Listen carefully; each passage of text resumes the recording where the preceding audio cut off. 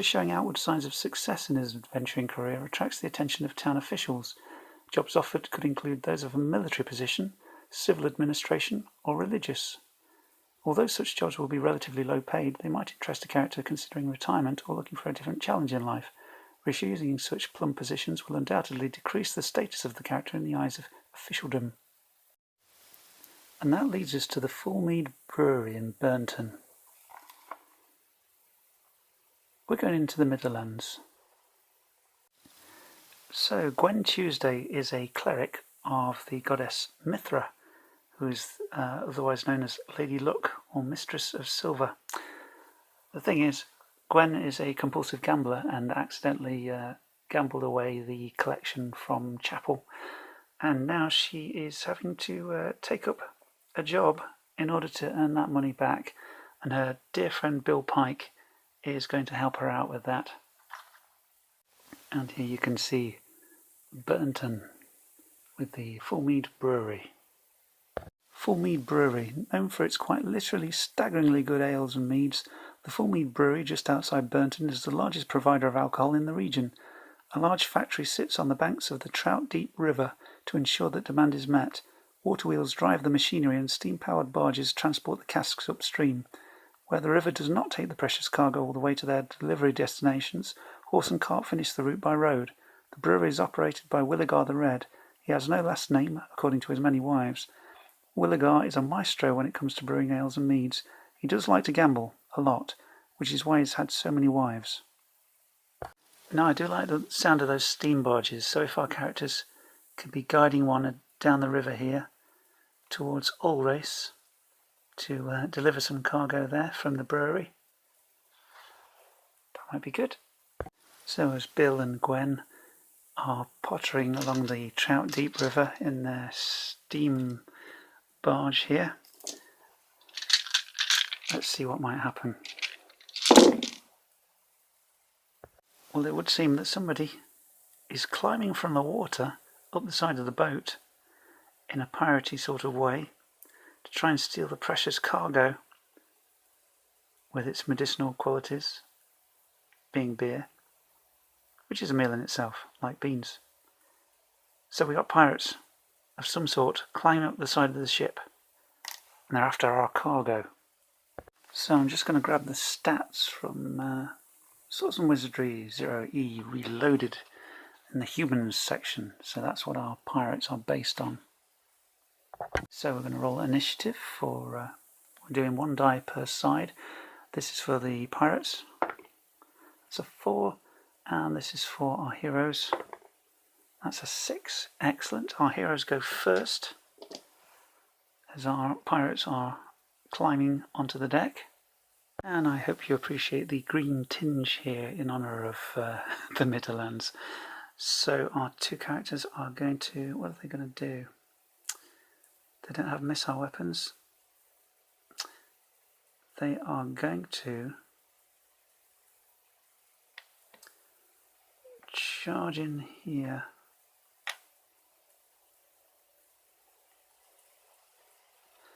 And Bill is going to attack with his polearm. He gets +1 to hit.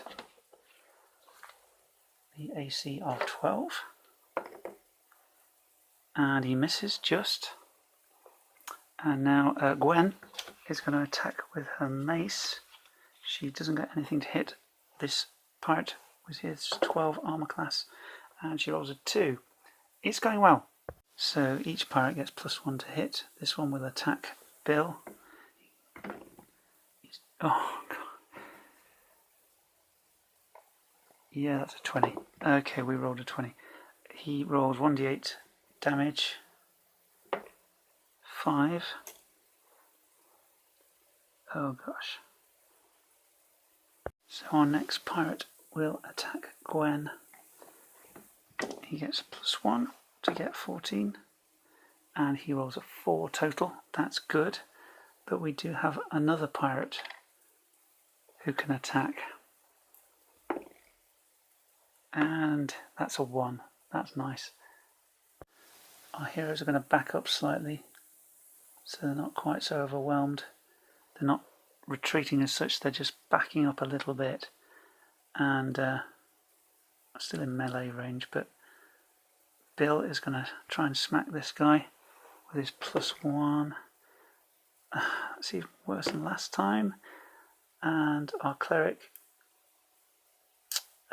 she'll hit this guy. Try to 7, no.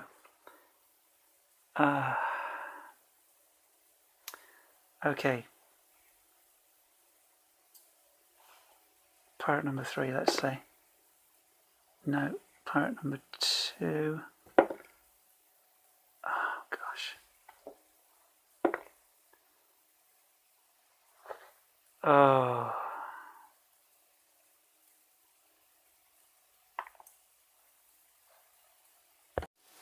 Bill is down. That helps. Gwen has no choice. She's going to surrender. She'll say, "Take the cargo, but leave us alive." Okay. And so the pirates will take the vessel, and our heroes, with Bill barely in one piece, are going to have to swim to shore. This job has not gone well, but our heroes don't give up that easily. They manage to swim to shore, and all they can do now is to get to Allraess before the pirates do, and set a trap for them. So our heroes make it to the shore, and they need to race to Allraess as quickly as they can, but they are bound to encounter something strange along the way.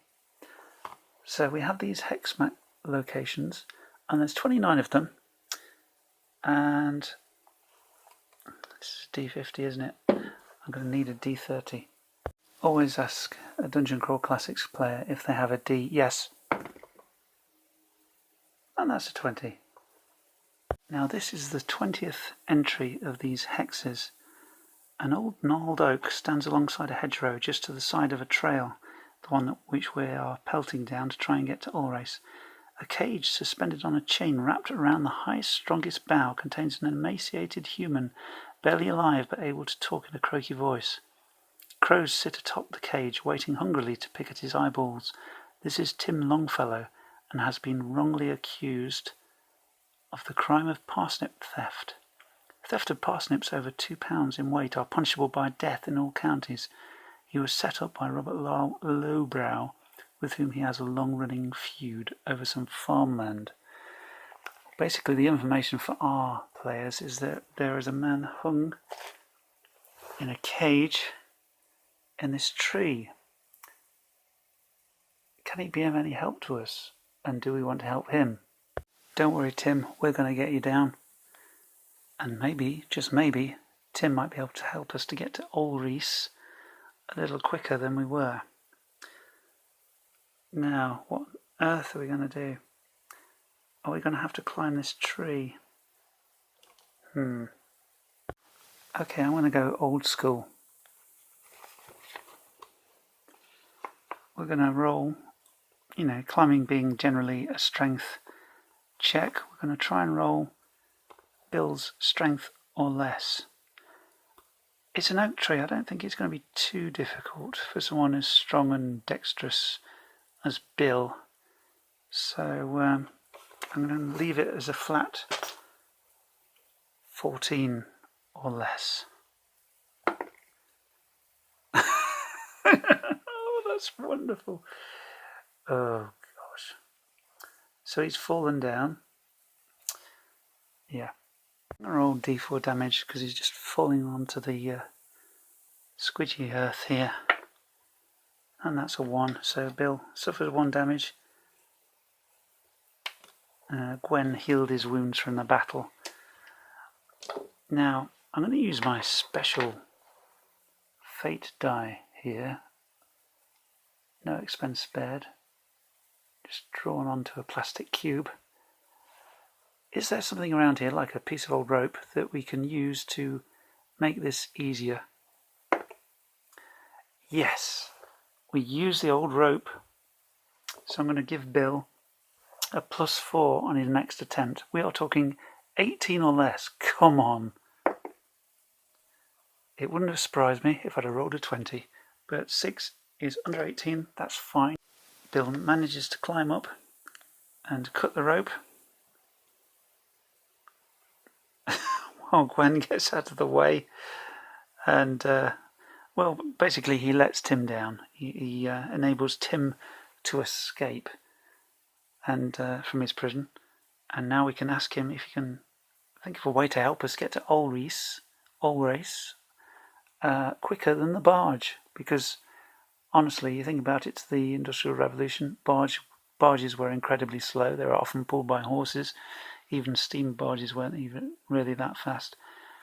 So there must be a way to get to Allraess quicker than the barge.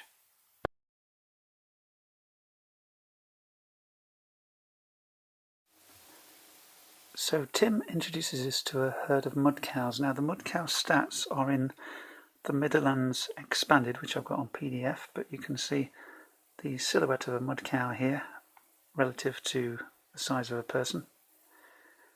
And what we're going to try and do is drive these mud cows to the top of a lake.